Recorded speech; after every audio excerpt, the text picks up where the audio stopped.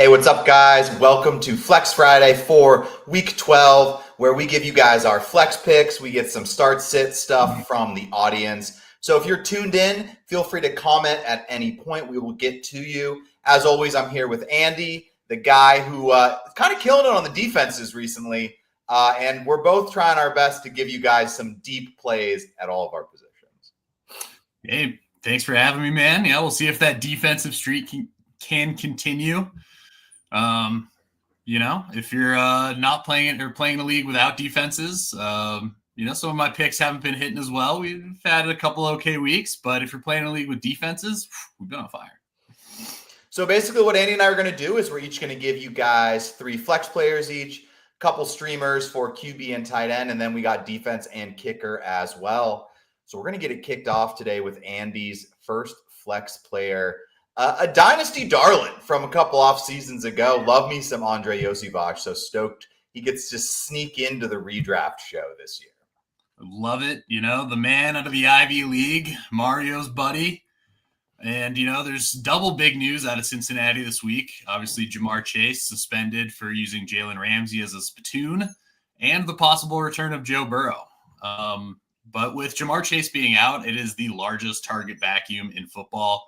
He's got 20 more targets than JSN on the season. Over the last 4 games, he's averaged 15 targets a game. So there's so many targets available to go around right now. I don't think all those are going to go to Iosivas. I think T's going to benefit. Fant will benefit. Potentially some of the running backs and maybe even like a Burton might get a target or 2. But I think Iosivas really gets the biggest bump here as he's going to be the wide receiver 2 opposite Higgins. Patriots, solid defense, but they're a lot better against the run. They allow the 11th most points to wide receivers, 28th DVOA versus the pass. So not only is this really a good opportunity for Iosivas, but it's also a good matchup. Yeah, and I mean, he's had a couple good games, like when he gets kind of the targets. I mean, he had 16 points a couple weeks ago. He had 12 points in a game earlier. I mean, I think he's a pretty good, NFL level player that if he gets the targets, I think he's like a playable asset. And I'm with you. No Ja'Marr Chase, probably a pass heavy game script where they're probably going to have to score points to keep up. And in general, I really don't imagine the Patriots going to be focusing too much on anyone but T. Higgins when it comes to the passing attack. So for me, I think you could do a lot worse here. Is that how you pronounce his name? I was way off. It is Iosivas. Yeah, I mean, I may not be 100% accurate, but I'm 80 and up, I think. Yeah, he's kind of like the Mario character, but he's from Eastern Europe. It's a Iosivas. Yeah, it took me a while too. I definitely was saying his name very incorrectly. And I still am not perfect on some, still, even to this day, Tua, I really don't even like to say his last name because I just don't want to butcher it in general. Yeah. But Wolf Doctor, it's tough, man. Some of these names are tough, man. The Key and Peele skit is real for a reason. So I'm going back to the well on mine, dude. And I put him as my first player this week, where he was my 3rd player for last week. But I'm going back to Greg Dortch, dude. He bailed me out last week with a late TD.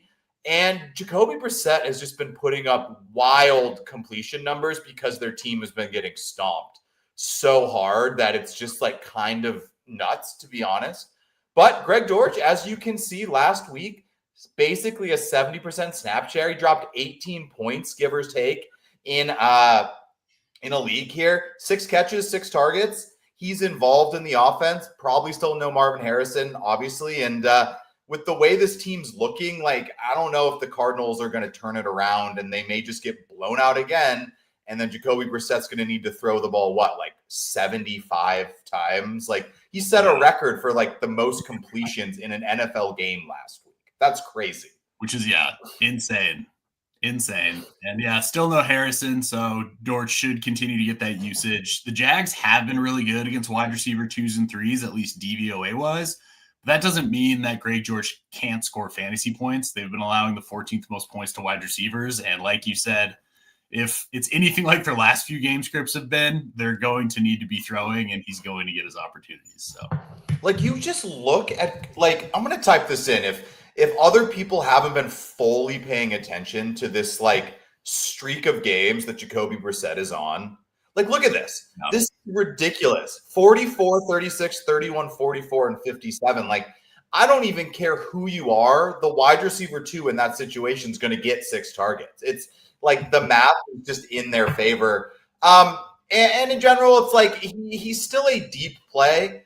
I'm just putting him first for the bit because we had him last week, but still only 50% rostered, 10% started. Like, this probably could be more of like a deep dynasty play too if you're really hurt at any given position. Maybe you slot him in, or you might even be able to pick up this guy off dynasty waivers, let alone like the waiver wire in your redraft league. So we got a couple questions here. We got Alex. I feel like I recognize your name, Alex. If so, thanks for coming back. If not, make sure to subscribe so you come back next week. Would you drop DJ Moore, Trey Tucker, or Josh Downs if I need to free up a spot? Thinking of picking up Tootin, hoping he takes over. Andy, how are you out on this one?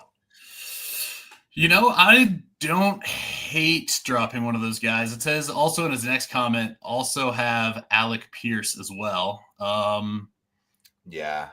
So, you know, I feel like having 2 of the Colts wide receivers, like that's kind of a tough one where it's like, who are you going to be playing in any given week, especially since, you know, Michael Pittman is still kind of the one, and then Tyler Warren is getting a lot of the targets. So I lean, if you want to get a little deeper at running back, maybe dropping one of those guys, but they've also both been good. So yeah, I'm with you. I think I'd probably just drop Josh Downs. Like, I like Josh Downs as a player, but I don't think there's any reason to hold 2 wide receivers like from Indy if Michael Pittman isn't one of them. Like you're saying, especially like Warren. It's like I'd be okay holding Warren and Pittman, but I don't need to go that deep. And I'm with you. I think picking up Bashal Tootin is a smart thing because it's totally possible that maybe he just is the starter now and you can now use him down the stretch. And that would probably be more impactful than Josh Downs. Or even if you want to drop Alec Pierce and keep Josh Downs. Like, I think in general, I would much rather take a bet and see if Tootin takes over than having to pick between these Colts wide receivers that are still wide receiver 3s, flex options. Like, I don't really think they're every week starters unless it's a deep league. And yeah, for sure, Alex. Like, I'm not going to discount here. I would play Michael Wilson over Greg Dortch. I'm going deeper with the pick here. Andy and I, with all of our picks, we try our absolute best to pick players that are below 50% owned and 50% started. And after last week, as you can see with Michael Wilson here, his numbers basically just skyrocketed up because he had a big game. But yeah, Wilson, McBride, obviously we are playing them over Greg Dortch. Greg Dortch is the I'm pathetic, my team sucks kind of play. I need someone to throw in. Look, I'm not going to tell you to drop DJ Moore, but I do think like if I had to drop DJ Moore, if I was DJ Moore or Bashal Tootin rest of the year, I think I'd probably pick Tootin as well. Yeah, Just DJ Moore is almost like a roster bomb where I feel like people see the name and it's like, oh my God, DJ Moore's on waivers, and then go pick him up and play him. And most weeks he winds up with like 3 or 4 points. Yeah. And it's almost like, you know, he's the poisoned apple that you're leaving to the bunch. So I wouldn't hate that move necessarily either. But yeah, Jamie, welcome back, man. I remember you. Mostly I just remember that creepy little dog. I mean, I don't know how I'm going to forget that. But yeah, we appreciate it, Alex. Thanks for subbing. Jamie and Alex, if you have any other questions rest of the show, we're obviously here to help you guys. We love getting repeat guys coming back. It's fun for Andy and I to recognize people's names in here. It's been cool, and we really appreciate you guys tuning in. So we're going to move on to Andy's next flex player for the week. Cedric Tillman going up against, who do we got this week? The Las Vegas Raiders. Yeah, so this is, like we just talked about, these are the deep, deep plays. These are, you know, especially my next 2 guys who are definitely still on waivers. You forgot to make some claims. You got some guys on bye. You know, maybe some mistakes have been made and you're like, oh, crap, I need somebody to start. And so this is, I think, a very high variance target. You know, he only had 2 targets from Shadur, who looked real bad getting his first opportunity against the Ravens. But, also it was his first time playing in an NFL game. He hadn't got any work with the first team offense, and he's coming in the middle of the game off the bench. So now a week of prep, the Raiders defense are allowing the fourth most points to wide receivers, 28th DVOA versus wide receiver 2s specifically. And just kind of going off of vibes, Tillman was the first guy he had a completion to. So I don't know if that really counts for anything, but the Raiders have been fairly decent against the tight end. A lot of shooters' passes were going to the tight ends. Raiders are 11th DVOA versus the position and have allowed the 5th fewest points to the tight end. So I think the way to really get after them is through their attacking the wide receivers. And, it's a good matchup for him. And this is, like I said, very deep play, but like looking at some of the other analyst rankings where they have guys like Hollywood Brown or Coker above him, I would rather take that kind of unknown opportunity with Tillman where, the first week of Shedeur looked bad, but we still don't necessarily know what he's going to look like long-term. I don't think it's necessarily fair to judge a quarterback off of half a game their rookie year. So I think there's just a better chance that he booms versus some of those other guys in those positions, even though that chance is still fairly low. Yeah, it's been tough. I mean, for anyone watching, like, if you want to try and put yourself in the position, Andy, and like I like to do, is which to pick players below 50% rostership, it can be kind of tough at this time of the year because people are starting to load up on these bench players and you kind of know who's being started. Let's see, Raiders only allowed 9. Yeah, we'll see, man. It's a deep play. There's a reason he's 4% started.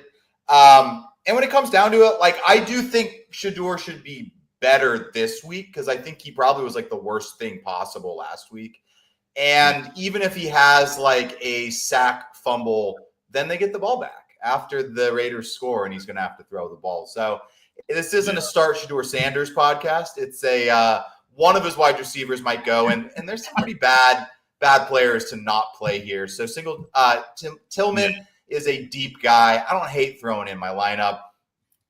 Another guy, this one feels gross, going at Detroit, Devin Singletary. I'm not saying I'm like mega targeting him, but he is only 25% started, 50% rostered. Seems to be at least the goal line back, if not like the 1A of their running backs. I mean, Tyrone Tracy had an okay game as well. I think he's a little more involved in the passing game. But I like to see that Singletary seems to be the red zone guy. And even in blowout games, running backs still can have a chance to score. And for me, Singletary, a guy that at least fits our rostership bonus. Obviously, there's a lot of players ahead of these guys I would play as well. But when it comes down to it, like, it's getting tough to kind of pick some of these players. So for me, Singletary, a guy, if you're desperate looking for a running back specifically, I think he's a guy that might be sitting there, is at least coming off, 2 good games, and then even a third game back, he wasn't like horrendous. So. Yeah, and I mean, the goal line work for Singletary is phenomenal. I think I read somewhere he has all 9 of their carries inside the 10-yard line. Obviously, 2 rushing touchdowns versus the Packers last week. So it really seems like he's the guy they want to use in the red zone. And, even if this game script goes the way we think, where the Lions offense really turns things around and, kind of puts a pounding on the Giants, they're still going to be doing some run plays especially when they get in the red zone. It's not like they're going to stop running the ball and only throw it then. So I think he's going to get his opportunities, and it seems like it's moving more towards like a 50-50 share between him and their other running back over there. So Tyrone Tracy, yeah. I mean, he had a good game against Green Bay, arguably a better defense than Detroit. So I don't necessarily think you have to be scared off because of the matchup just solely. So this is probably the grossest one I've seen all year. And Andy, Roman Wilson convinced me. This is the deep play. This is for you boys out there in 14-team, 16-team leagues who need somebody off of waivers. Because, like we talked about, a lot of times this time of the year, you've got guys on your bench where you go look at the waivers and you're like, ugh, this is really gross. And, you can still start those guys over Roman Wilson, over a Cedric Tillman. I'm not saying bench them for these guys, but I'm saying if you look, most of you have a lot of guys on a bye week, you have a couple guys injured, and you're like, shit, I need a player to start. Then this is the guys that we're talking about. So, Roman Wilson snap share has been growing a little bit. He actually outsnapped Calvin Austin 59% to 29%. Back a couple weeks ago, Calvin Austin had that ball bounce off his hands, got picked off by the Chargers, and that is the way to get into Aaron Rodgers' doghouse. So I feel like the Roman Wilson snap share might be increasing. The Bears, third most points to opposing wide receivers. And, despite Rodgers downplaying his rivalry with the Bears this week, I know that there is nothing he would love more than to go in and just put it to him one more time. Obviously, if Rodgers is playing, then I'm desperately throwing Roman Wilson in there. If it's Mason Rudolph, then I am staying away 100% and going with whatever other trash I can find on the waiver wire. But this is for those deep plays, the little Aaron Rodgers versus the Bears angle. And if DK's rostered, so this is the other wide receiver that I would target. Yeah, I mean, even just kind of going off some of our teams, like Andy and I share a team second in points for, and we somehow are having to play Devin Singletary and Trey Tucker this week because Drake London out, Garrett Wilson out, and Keenan Allen on bye. So it happens a lot faster than you think. And sometimes if you have deep bench leagues, 14 teams, it really can depend. So Alex, instead of dropping one of the receivers, I ended up dropping Brock Purdy. Said, totally fine with that. 100%. No, dude. I don't. Really, the only time I don't drop a quarterback if I have two of them is if I have two top 8 guys. I'm in a league where I have Dak and Herbert in a 1 QB league, and I'm so hesitant to drop one of those guys because now I'm making someone else's team better by just giving them a free quarterback. It's very tough to be in, but I think that's a smart choice, Alex. I'm with you there. Yeah. I'm not going to add anything to Roman Wilson. It's desperate, 3% rostered. I like it. We're in leagues where sometimes you got to make these moves. I mean, I've had to play Tyquan Thornton in a league. It gets disgusting, and sometimes you got to make the moves. So this is the highest rostership one, but I'm calling the shot here in Rashid Shaheed, coming off 2 really bad games with Seattle. I think he just hasn't been involved in the offense, man. I mean, they traded for him. He hasn't really been a piece, but I like the increasing snap share here. And Seattle's had a couple weird games. I think going up against Tennessee, dude, they may just turn on the Jets and absolutely stomp them this week. Tennessee is absolutely horrendous, and I think this is the time Shaheed scores. They want to show why they traded for him besides just the kick return ability. And, I mean, you can go attack Tennessee in any which way you want. Yes, this is at Tennessee, but they are absolutely terrible. And I got to sneak Rashid Shaheed into my lineup somewhere, and this is the week I'm choosing to do it. Yeah, for sure. I mean, he is our golden boy. Absolutely glorious matchup. Titans' second worst DVOA versus deep passes. And with Shaheed, he only needs 1 pass to have a good game for your fantasy day. But, another week with the offense. And if there's any cure for Sam Darnold throwing 4 interceptions last week, it is playing the Tennessee Titans. If he was seeing ghosts, he will be Ghostbusters this week. And I think Shaheed could be a major beneficiary of that. Yeah, I mean, it's just, dude, last week was so strange. It was very reminiscent of Sam Darnold Vikings playoff meltdown. And I guess it's just the Rams. They both were against the Rams, which I think is interesting. Yeah. But now we're going to move on to our streamers for the week. So Andy's got 2 QBs. I'll let him talk about Aaron Rodgers. On the off chance Rodgers doesn't play, he's got a backup option for you as well. And I just messed this up, so you can go ahead and talk about Aaron Rodgers. Yeah, I mean, if he plays, give me Perk Rodgers versus the Bears. We'll see if his ownership over the Bears transferred to the New Jerseys. The last time Rodgers had an injury, had a couple painkillers in his system, he threw for 273 and 3 touchdowns in 1 half of football against a much better Bears defense. That was one of the most fun games I've ever seen. I got real drunk, DM'd 3 Packers players. It was phenomenal. So this is pretty much a vibes play. I mean, the Bears are really bad against opposing quarterbacks, and Rodgers obviously loves playing Soldier Field. If he doesn't go, I think you could roll Jameis out there. We saw some classic Jameis last week where he had a few good balls and then quite a few that should have been picked, finally getting picked off at the end of the game. They're going to have to play catch up against this Lions team. They're going to have to be throwing it. And, back against the wall, I think Jameis Winston, even without a lot of those weapons, he's fun to play. He's fun to watch. He's still going to be slinging it. So, yeah, I think hopefully you got some better options out there. I think I like Sam's guy better than I like Jameis for sure. But a little Perk Rogers in Soldier Field is a I don't hate Rodgers. I think the thing is like, if there's one thing about Aaron Rodgers is like this dude is a petty ass motherfucker. And if anyone would audible from a run play to a fade pass to DK Metcalf just to boost his stats, Aaron Rodgers is 100% that player. And against the Bears, I think it may happen. So Alex Essen again, what are your guys' thoughts on Gainwell this week if Warren doesn't play? I like it. I actually was almost I looked into Gainwell as one of my potential flex plays. He just was way too high started and owned, to be honest. Like, because I think, I mean, I don't know. What are your thoughts on this one, Andy? No, for sure. I think, he's just too high rostered, and if we had, we like to go deep on our Flex Friday. If we didn't have such intense requirements, Gainwell would definitely be in here over a lot of the guys that I've talked about for sure. So I think there's ones like he is available in some leagues. As you can see, the 74% roster. So like he is out there a bit, but he wasn't out there in any of the leagues I was in. And that's kind of the first thing I do in doing it is like, if they're not available in like one of ours, it's like, I'm probably not going to recommend them. Yeah. So Alex is on ESPN. I think he's just above 50 on it. Yeah. So we just use Sleeper because it's just where our leagues are.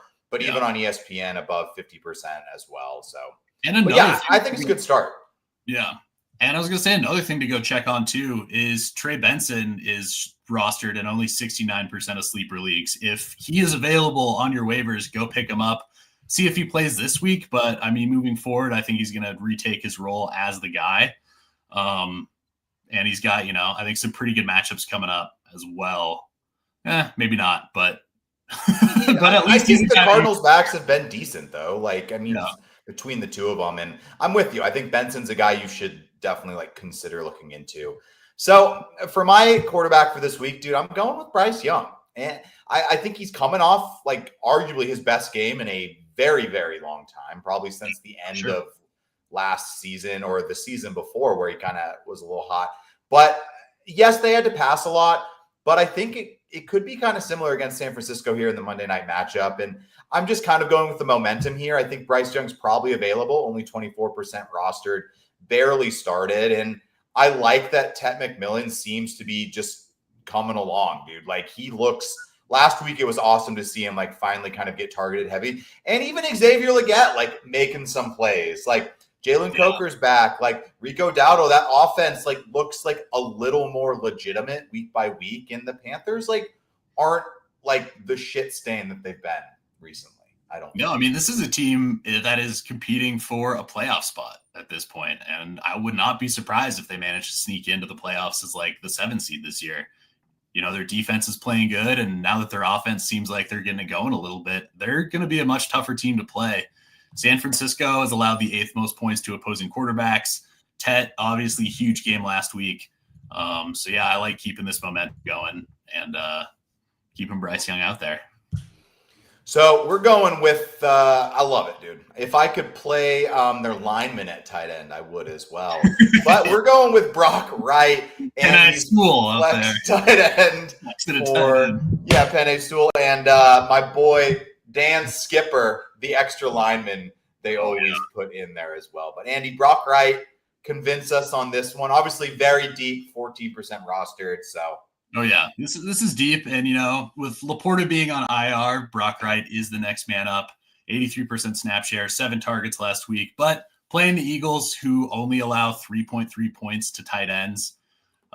So this is a very different matchup versus the Giants. They're kind of middle of the road. But, this is the only piece of the Detroit offense that you can go out and get and play. And I think if you're a tight end needy team, I want a tight end on a team that is going to score a lot of points. And I really see the Lions offense having a huge bounce back this week. They like targeting him in the end zone, especially, but I think Brock Wright is a guy that you can start this week. And then looking at his upcoming matchups, we got Green Bay, not great against the tight end, Dallas, bad against everybody. The Rams, Pittsburgh, and Minnesota all haven't been great against the tight end, especially Pittsburgh. So I think he's got some good matchups until Laporta returns. So he might be a guy that you can pick up, play this week. And depending on how it goes, as long as Laporta's out, I think you can potentially keep him in your lineup. And then you don't have to keep worrying about tight end every week, because streaming tight ends is the most brutal thing you can do in fantasy football, I think, in my opinion, is trying to find a guy to play every week. I mean, I'm with you. Like, he's going to be involved in the red zone for sure in that offense. They just utilize the tight end too. Also, a quick note too, I'm pretty sure I did see Laporta ruled out for the year. I want to confirm that. I knew he was on IR, but I didn't know how long he was, if it was okay. Yeah, this is what I read too, that he got surgery and he's probably like out as well. Yeah. But yeah, I mean, he's a tight end on a good offense. You don't really come by those very frequently. My deep one of the week, I'm going Noah Fant. I might push the brakes a tiny bit on this. I saw Mike Gesicki is coming off IR, so I didn't want to like change mine. This was already a pretty deep play, and coming off IR, like who knows how much he's actually going to play in his first week back. This is just going with the same narrative we were talking about when we were talking about Yossi Vosh. Like, they're missing Jamar Chase. These targets are going to get spread around. Chase averages over 10 targets a game, obviously, like in this matchup. So it's going to get spread around, and I think Fant could get some of those. He's had a couple games with Joe Flacco, as you can see kind of from his sleeper here. Like, he did score in week 9 and week 7, kind of since Flacco took over. So he's kind of been bouncing up and down, scoring every other week. Maybe he gets in the end zone this week in a game they're going to be throwing the ball. Curious to see what happens, though, if Burrow comes back. I guess it could change a little bit if he goes back to Gesicki coming off IR, but that's just information we don't have at the moment. And if that's the case, if you're all in on the Noah Fant train, Gesicki, you get some notifications he's going to be the starter. I'm sure you can go pivot to Brock Wright because no one picked him up. There's no way. There's no way. And hats off if you did. Hats off if you got Brock Wright. You drafted him, and you've just been sitting on him. You know, you're in those deep benches. You know, I think dynasty play, Brock Wright could definitely be in consideration. But yeah, I could see it, man. If you had like Sam Laporta and you're the type of dude that likes to handcuff all of his players, which I know, like, I'm not huge into handcuffs, but like some people love handcuffing every single position. You might have to be going on this. So now we're going to move into the defense and kicker part of the show. Andy's going with the Jacksonville Jaguars as his streamer for the week. Yeah, I mean, I think they're a solid defense, obviously 8th in points scored. Great at getting turnovers. Playing the Cardinals this week. They are really bad against the tight end, so I think McBride is going to have an absolutely phenomenal day, but that doesn't mean that Jacoby Brissett can't turn the ball over at all, that they can't make some other plays on defense and still score some points, or with their special teams. So, you know, they're, I think, one of my top picks for a team that's under 50% rostered for sure, but probably even among some other defenses that are more rostered, I think I would probably play the Jags over a lot of those depending on the matchup. So, yeah, I mean, they've had a couple good games, like defensively, like obviously coming off a monster game last week against the Chargers where they just basically dominated them. Also, what I like about the Jags is that they get Tennessee week 13, Jets week 15. So, like, you might have to fill in some sort of second defense and maybe hold them, but you could arguably play them 3 of the next 4 weeks, which is definitely something I like to look at with defenses, just because I get sick and tired of having to pick up stuff every single week. So I'm just going to stick with mine from last week. They didn't have the best game last week. They didn't kill you. They weren't like terrible or anything, but they are a sack heavy team. They did have 5 sacks. So like, I didn't feel that bad. Or it was like, I was kind of projecting they could potentially put the stats up last week. They just allowed too many points to Carolina in that game. But I also like Diablo potentially coming back either this week or next week. And same thing Andy was saying with the Jags, like what I like, they get the Jets week 13. So you're playing them potentially this week and next week. Just like I said, this is a very like high risk defense, which is kind of the way the Jaguars operate as well. I think these are kind of very similar teams where it's like point wise, maybe they give up some big stuff, but they're going for picks. They're going for sacks. And against New Orleans, like it's kind of a pretty good matchup going up against the rookie and Tyler Shuck. Oh, for sure. You know, I think this Carolina team has really turned it around and actually looks pretty good. The Saints have not been showing that they can, you know, do that. And with Diablo coming back, I think he's a huge part of their defense. And all the coaches have talked about how big a role he is on their defense as a leader. And going back to Madden 20, he was my favorite late round linebacker to take in fantasy drafts. 88 speed on that guy. Pretty sure he was converted from a safety in college. So yeah, just love him getting back in that defense. And I think that they're in a divisional game, especially too, after losing in such a heartbreaking fashion to another division rival. I can see him looking to take some anger out on these poor Saints. Yeah, I'm really curious what happens with the Falcons the rest of the year. Like the thing that sucks for them, dude, is the Rams got their pick for next year. The Rams have their first round pick, and that could be potentially really high. So now we're going to do our kickers. Same thing. We got, Andy initially was going with Cam Little. He's actually going with, I need to spell it right. You want me to help you with spelling here? I got all the What are your last name? H-A-V. H-A-V. Yeah, there we go. And to be fair, I would take Cam Little, but 59% rostered. That's a little high, so he's not available. We're coming off the -1 point game from the kicker. Hey, so this is the guy, all of Packers Twitter, Packers people were clamoring for him when McManus was playing with his injury, not looking great. And we kind of saw why he'd been held out last week, missing 2 extra points. But he still holds the record for the longest field goal in Packers history. If you want to scroll up on that little sleeper chart a little bit, you'll see he's actually put up a couple decent games. Look at there, 9 points, 9 points. He was Mr. Automatic before last week when he just looked absolutely terrible. I'm hoping that this guy can get back to it. Just a Cinderella story where he was out there about to get a job as a substitute teacher, and the Green Bay Packers call him up to go kick field goals. And in his second game, just blasts one from over 60 yards. So this is more of just I'm rooting for the guy. Probably a lot of better kickers out there. If Cam Little's out there, take him. If Sam's guy's out there, take him. But, if you want just a guy that is fun to root for, give me Havs looking to bounce back, because before last week, he had been looking really good. So I'm going with Matt Gay, dude. He's bounced around. Obviously, he's these points are not necessarily from his 49ers debut here, but he's looking to get the start for the Niners this week with Pinheiro out. And A, it's got the Monday night tiebreaker. B, decent matchup for a kicker. Niners kicker has been kind of solid throughout the year. Pinheiro's been really good. So I'm kind of just leaning on that as the stats instead of less looking what Matt Gay has done previously this season. Yeah. But, it's kicker advice. In general, go with your own gut on kicker. Hey, guys, take a look at Nick Folk for kicker. Yeah, dude, he's been killing it. I'm with you. The only thing, he's just on the Jets. I was going to say, the only thing I will say about Nick Folk is I'm in an NFCC team with a buddy of mine, which is like a, higher stakes kind of tournament. And we picked up Nick Folk last week, and basically any kicker we've ever had on our roster has done terrible. So, as you can see, he was doing great. And I'm like, man, we need a kicker change, because the third or fourth guy that we've rostered was doing absolutely nothing. And then in our first game, he gets 2 points. So as long as he's on that team, you might want to stay away, because I think we might be cursed.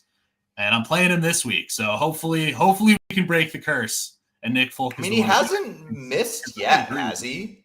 No, he's been 19 for 19 and 4. Yeah, he hasn't missed yet. So going up against Baltimore could be an interesting one, but you never know with the Ravens, dude. They're a weird team.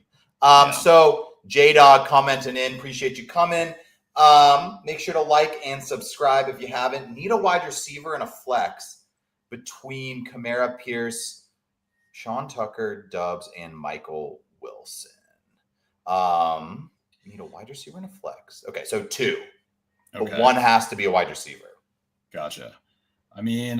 I think I'm going Kamara over. Yeah. Even though Tucker had that monster game, there's a chance that Bucky comes back this week. And at that point, it's too tough to play Tucker. I think if Bucky's out, you can make the argument for Tucker, but I think out of those guys, Kamara, and then I'm going Wilson. I think you can't tell me coming off 15 targets or 18 targets, 15 catches. I forget which one of those it was. Those were definitely the numbers, though. Let me pull it up. I think Wilson is honestly I think there's a lot of guys you may have started the rest of the year that should be benched for Michael Wilson just for this week, just due to the high volume he received last week. Yeah, no and Colts playing at Kansas City, which kind of a tough matchup for wideouts, and Jaden Reed potentially coming back for the Packers as well. That room's getting a little bit murkier, so yeah, I like Kamara and Wilson would be my two guys who I would play. And just to follow up on this, you aren't incorrect here, Alex. He was a free agent. He just signed with the Niners, going to take over Pinheiro, who had the if Bucky out, I like Tucker. I like Wilson. I mean, I think it's kind of between Sean Tucker and Kamara, and it's just as like you're picking. Would you rather play the dude that's probably going to get you like 8 to 14, or the guy that could get you 5 to 25?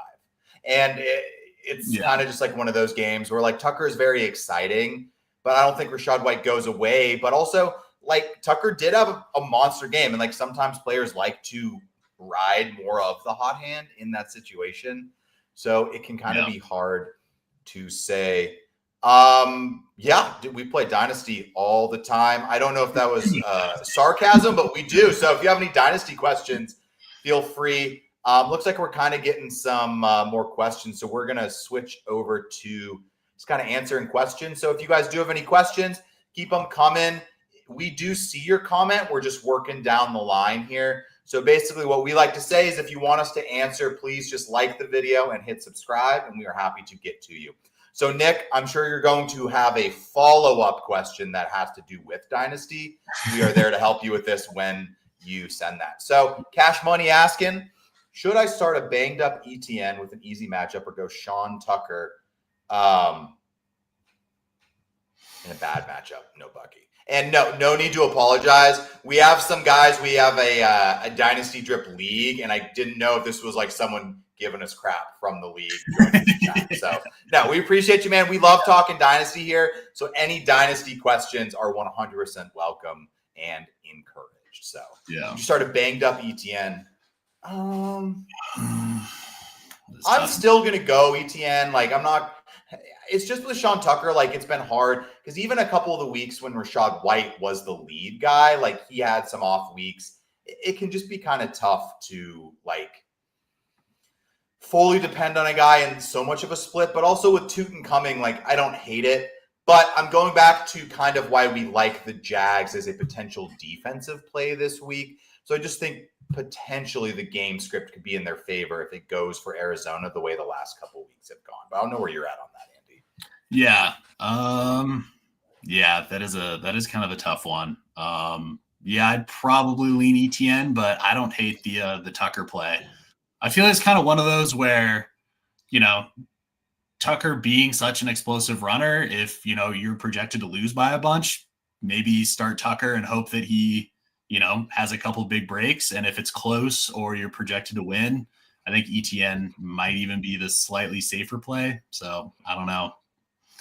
I don't know. It's tough. I mean, I wouldn't ETN would not be on my like must start, love the matchup list, but like Tucker is like a weekly fill-in, like in a way until Bucky comes back. I think they said he's going to start next week again. So that's tough. Jay Zaz, appreciate you coming. Make sure to hit subscribe on a competing team. So this is Dynasty. Yeah. Would you trade a Buka and a first for Tet and T? So I'm going to assume that's a late first unless we get corrected. So Andy, where are you at on that one? I'm happy to go first. I mean, Igbuka has been so explosive. We finally saw Tet go off, but I don't know if that's going to fully continue for the rest of the year. Like, I think he's a really solid option for Dynasty moving forward. But I don't know how much, how close he's going to be scoring near Igbuka for the rest of the year. T, obviously, I like him. T. Higgins too. Yeah. Yeah. So that is tough. I mean, he has been good. I don't hate this move. I think I lean the Tet Higgins side because I think in your mind, I would understand if you want to make the argument that Ibuka or Tet long-term in Dynasty. And I think I would understand both sides of that. And I think I would have them in the same tier. And I do think T. Higgins is worth more than a late first. first. So to me, that's how I'm thinking of it. That's a good And like you are getting 2 startable assets instead of 1 if you're competing and you're looking for a second asset. And he does say late first. A little more information here. I have Chase, Rice, and Ibuka, but nothing much. Yeah, I think I make it. If you only got those 3 guys, dude, I'm with you. Because you, especially with a 3 flex, like you're gonna need players. Yeah. Like that's potentially like 5 wide receivers every week or whatever, unless your running backs are whatever. So we're gonna go back up here. Cash Money, appreciate you tuning in. Make sure to hit subscribe if you haven't. Also, he said something earlier, did he not? Oh, okay. This is the guy, the ETN. Okay. Also, I'm 7-2, second most. I was offered Chase and JMO for my Amon Ra. Would you do that trade for the? Yeah, I think so. Yeah. I mean, I would take Chase over Amon Ra straight up and just take the risk. So if you're getting JMO for free, and just in general, I would rather have Chase than Amon Ra, even though it's close. But if I had to pick, for sure. So I don't think this will matter in this case, but Dynasty Superflex 12-man, Michael Penix just got dropped. Yep. Yes. All of it. Yeah, for sure. Because, obviously, like, he's out for the year. He might not even be back till, like, midway. We don't really know. They said at least probably 9-month recovery, but, I mean, he's still an asset. Like, and you don't really find good assets on the waiver. No, I mean, I don't know who's on your Dynasty waivers, but if it's anything like the waivers in all the Dynasty leagues I'm in, then there's nobody else who I would be wanting to spend that much money on, where it's just like a few hope and a prayers, especially at this point in the season, where if you get a guy who could be, a long-term asset, 100% is worth the risk. So I really think, like, in the last, like, let's say, like, from what you can remember, not in the off season, Andy, what are some of the best? Do you have a best waiver wire pickup you've had? Not off season, though. Not off season. Because that's the thing is, like, I remember, like, I've gotten, like, I think I got, like, James Conner, like, 10 years ago, or, like, 9 years ago. But, like, it was in the off season. So this wasn't my pickup, but I do think, like, some people I remember seeing Brock Purdy getting picked up before. Oh, yeah. And that would be a pretty good one in a super flex league. So between Folk, Badgley, and you can chime in if you think of an ad that if you're still thinking, but so between Folk, Badgley, and Mevis, who would y'all go? The old kicker dilemma. The kicker dilemma. I mean, it's just a killer name, though. Harrison Mevis. Harrison Mevis is a baller name. Signed to active roster. Tampa, at Carolina. Badgley's been pretty hit and miss. I feel like he had like a pretty bad game, but he's been decent. Folk has been consistent. Playing at Baltimore is a little tough. I think I'm going Badgley. I just think the consistency, like, this is a lot of attempts, and he's on a team that moves the ball a lot. I think in Indy, that even if he's not the best, like, they've just been moving the ball too well, that I think I would go with that. But it's kickers, man. It's hard. Yeah, Alex said lean and Badgley. Yeah, see, mine's just like, I think he's going to attempt the most kicks. And that's, in my mind, that's what I'm basing my choice on. So yeah, it's nice to have a kicker who's on a good offense, because they're going to score points. Obviously, if they only score touchdowns, then they probably don't have a good week. But I think Kansas City's got a good enough defense where, they're going to get stopped a couple times. And I could easily see him taking, 2 to 4 field goal tries in this game. Whether or not he makes them, we'll see. But yeah, I think Badgley's the move. Yeah, it sucks for them because they're learning. But hey, dude, I'm with you, man. I have zero sympathy. Like, if you join a league, read the settings, read the rules. It is on you. As long as there's no, like, secret hidden rules that were not given to you, like, it is on you to understand the league. It's not on me to, like, walk you, or I'm saying me, but like it's not on anyone else. Like you joined, you paid. Yeah, take the time to watch a couple Dynasty Drip videos. Yeah, and teach you about Dynasty Fantasy Football. And obviously they haven't been doing that, and now they're paying the price and you get to reap the benefits. So it is a learning experience though. I've gone through, even for me, I've made like, I don't think I ever made like a mega blunder early, but like I definitely have learned some things I do slightly differently, like of what to do. And even now I still like kind of have some tenets, and then I will break them because sometimes it works and sometimes it doesn't. It's really tough. Cat, hey, we appreciate you, man. Yeah, definitely tell us to check them out. And if you need us to feed them incorrect information so you beat them, just hit me up privately and we can go over. Like, you let me know, man, if you're catching my drift here.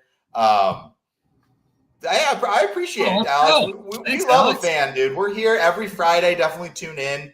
And definitely, love chatting Dynasty stuff, especially like in season. It's a little tougher. I feel like out of season, I think, is where you can make the best moves in Dynasty. Yeah. In season can be tough because I think some people get a little like, it can be tough to trade. And I think a lot of the in season moves are just like, you can follow more of like a rule book of like, I'm losing, trade my running backs. I'm losing, trade for a hurt player. Like there are kind of some things that like work in general, but we appreciate you randomly finding us, Alex. And you're always welcome to comment. Anyone else watching, like you're always welcome to comment on any video as well, even if we're not live. Like I get to them, and if it's about a player Andy was discussing, I definitely like tell him to go check it out, and he'll cover it as well. What else we got here? Yeah. I'm not in any leagues. Don't miss this. Yeah, see, we've gotten rid of kickers in some of our dynasty leagues. We do have kickers in one dynasty league, and we have them in like one redraft league, I think we're in. And then they're not in the other two or something. Yes. Yeah. We had punters in one league for a while, which was fun. They had like a max score of like 2 points. It was just, average punt yards. That was a fun time, but it didn't really affect the scoring that much. But in a close game, though, rooting for a punter to kick like a 60-yard boot was kind of hilarious. Yeah. I'm with you. Like, I don't like kickers, but I do think I play with some like old college buddies that are like so old head about it that it's just like not worth the fight.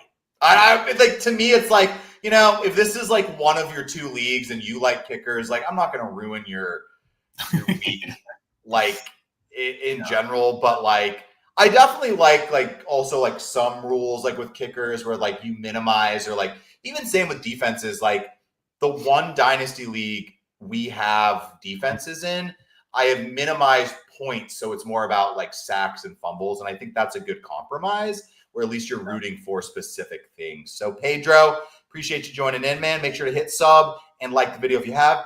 Need to win the game. Should I start at RB2, Ramondre, Gainwell, Tootin, Tracy? I'm like 95 Gainwell. Yeah, I could be wrong.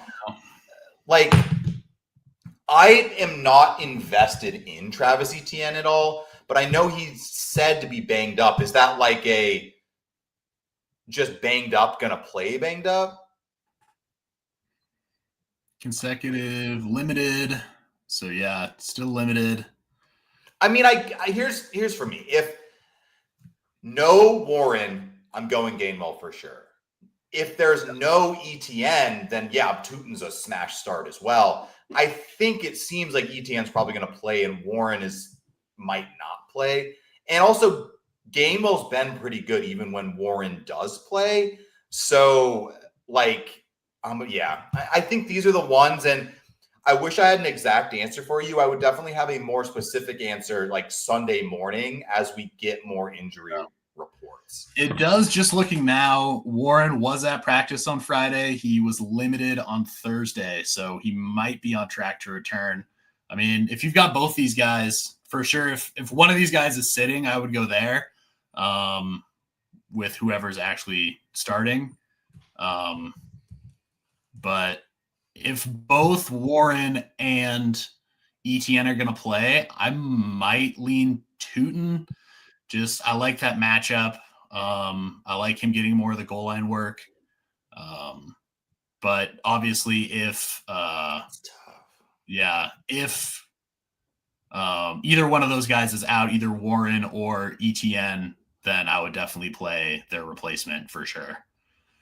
If they're both That's starting, tough. I might lean Tootin, but yeah, I think it's hard to play Gainwell if Warren plays. I'm with you there. I think just because Warren's been so good. I mean, Gainwell's been. He's Yeah, been I mean, serviceable. So yeah. Yeah. See, I think this is it. Like, if you get one of them that sits, you definitely play the guy that's going to be like the main starter. I think I'm with you though. I think I'd lean Tootin if you're looking at two split backfields though, because he has a chance to increase his snaps, and also he's more of like the red zone back where Gainwell like is a little more boom busty. And if both the guys are sitting, and both Tootin and Gainwell are starting, I still probably lean Tootin. So I guess I'm going Tootin. I just think there's a bigger chance that Warren sits, but without knowing, we'll find out. So I'm also at doubts with my flex. I have Puka wide receiver 1. I also have Olave, Pickens, Ibuka. I'm assuming you play. Do you play 2 wide receivers, Pedro, and you're figuring out which one to play as your flex? I'm gonna assume that's what you mean. So that's okay. So you're definitely playing Puka for sure. Andy, where are you at with Olave, Pickens, and Ibuka? I mean, after how he's looked, I don't know how you can sit Pickens. I'm playing Pickens. And it's I'm not tough to sit Ibuka. I mean, I like Olave, but I think he would be the one I would probably sit in this scenario. Yeah, that's where I'm at. I mean, I think you have an awesome wide receiver core, and I think it should be a strength. It is unfortunate that you have to make this choice. I'm just going to bench the one with the worst quarterback, which is Tyler Shuck. It's a tough choice to make, but you're very fortunate because you don't have to pick up and play Roman Wilson like we talked about. So. Exactly. I'm playing Devin Singletary in a league, and I'm not loving it. I'm crossing my fingers. Jelly of the month. Love the username there, man. I don't know if that's a club I can join or something where you send me like jelly. Do you have a jam of the month? I'm more of a jam guy, to be honest. Okay. Sorry. Okay. Half PPR, no ladder chase. So could we and wires? I'm just going to assume that means waiver wire slim. Current Luther Burden and Parker Washington. Sit Washington since AZ good versus slot for Yossi. Yeah, I think I'm going Yossi over Washington, if that's the question. Yeah. I just think the opportunity. I like Parker Washington, but I think the window to play Washington for me was before they got Jacoby Myers. And now Jacoby Myers seems to be like integrated into their offense a little bit. Yeah. So I like Yossi, and I think Andy's on board with that as well. 100%. Yeah. Sitting 100%. I don't know. Okay. Alex, appreciate you coming in, man. Make sure to hit like, hit subscribe. Odunze. Yeah, I get the monster game from Wilson, but you can't overthink that. You will quit if you bench Odunze and he drops like 30 points. You can't live that down for me, but that's how I make my choices. Yeah, and Steelers have been allowing quite a few points to opposing wide receivers, so I think it is a good matchup for Odunze. Just like Aaron Rodgers is fired up about playing the Bears, I'm sure the Bears are also fired up about Rodgers. Steelers have allowed the 5th most points to wide receivers, so I would rock Odunze. I traded Rashee Rice, DK, and Kyron for Puka. Probably time will tell, man. Here's the thing. In general, if you put that into like a chart, sure, but it really depends on your lineup. And you are getting the best player in this. So probably a slight overpay. But it's hard without knowing your league, knowing your lineup. Is your lineup better or worse after this? Let's say if you think your lineup is better with this move and you have the depth to do it, then potentially it could be a win-win trade, but it's hard to fully say. Yeah. I'm also 10-1, but this will be the first time since I've traded for. See, so like you're 10-1, like it could be, and we also already looked at your wide receivers. So like, I love Rashee Rice, but like Rashee Rice, Pickens, Olave, Ibuka, like I don't know how many more points per week you're getting out of Rice compared to that trio. Like maybe a little. I would probably play Pickens over Rice at this point, though. I would agree with that. I mean, I love Rashee Rice, but Pickens has been an absolute monster. Yeah. And then if you're not starting Kyron Williams, I mean, I don't know who your running backs are, but like if you had like Taylor and Achane or so, like, I mean, you could have maybe ended up with that. Like it's possible. You wouldn't have picked Rice early. You wouldn't have picked DK early. You wouldn't have picked Ibuka early. You wouldn't have picked Olave early. Drake May Mahomes, Bijan, Bowers. Okay. Yeah. So he's weak at RB2 because of the trade, but he upgraded wide receiver 1. Yeah. So yes. To answer this, it seems to be he's out for the season. Yeah. So I think he can be dropped. Redraft. Yeah. If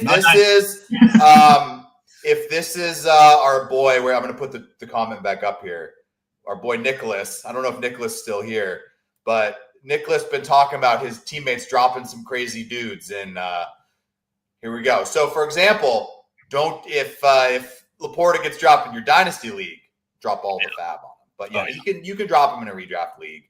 Yeah, he's not going to play. Yeah, for sure, man. We're with you.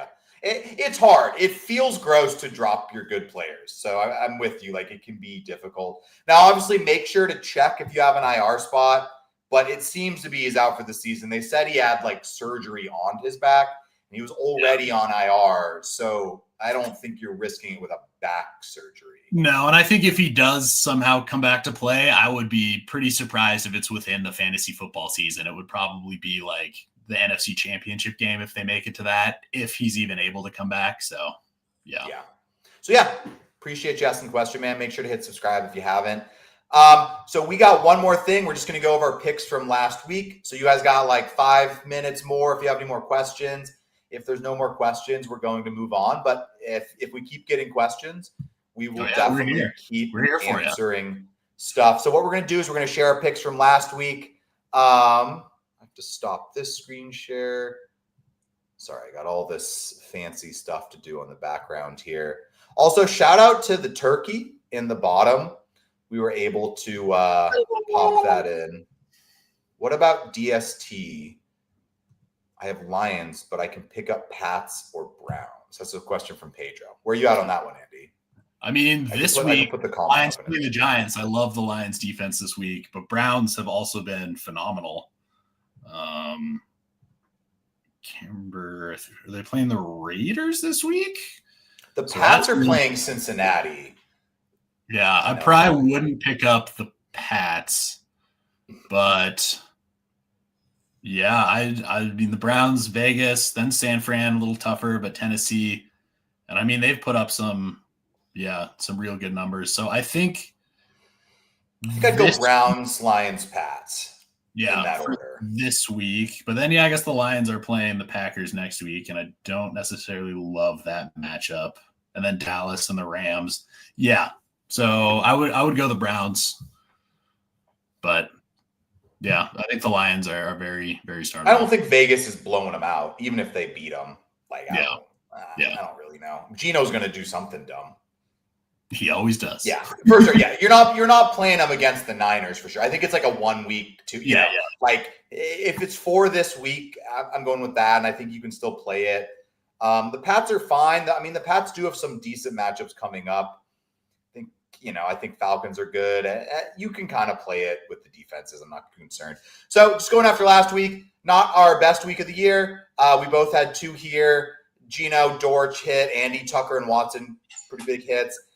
Not our best week. Go back to week 10. Absolutely killed. I just want to go back to our crown jewel here. This is how we do it right here. It does say week 9, but this is actually week 10 picks. But yeah, so it's not perfect. We try to choose a hard one, so let's hopefully we can have a better week this time around. So if you guys don't have any other questions, Andy and I are going to get out of here. So I'm going to give you like 30 seconds. If we don't see any more comments, we're going to bounce out of here. But as always, if you have any Dynasty questions, comment on any video. We're here on Fridays. If you guys let us know during these streams that there's other days of the week, maybe we can try to sneak on, or I can try to sneak on or something. Yeah. I definitely have been enjoying just chatting with everyone. I'm sure Andy feels the same. Oh, absolutely love it. I think, going over the picks is fun, but answering fantasy football questions just brings so much joy to my heart. What I will say, though, is I think we're going to be on Tuesday next week because of all the Thanksgiving games, of all the travel. So probably not a Flex Friday, but it'll be a little not early Flex Tuesday. So, make sure to look out for us on Tuesday, guys. Andy's right. With Thanksgiving, we're to come at you because there's going to be, 3 games on Thanksgiving? Yeah. So we want to include those as well. And Pedro, dude, that's sick, man. Found us from Portugal. Oh, Very cool. We appreciate you coming in. Hopefully you come back next week on Tuesday and just in general. But in general, if you're still here, Alex, we appreciate you joining the channel, finding us. Everyone else that's still watching, we appreciate you guys. But that is it for Flex Friday this week. And we will catch you guys next week on Tuesday for the stream. Tuned Up Tuesday, baby.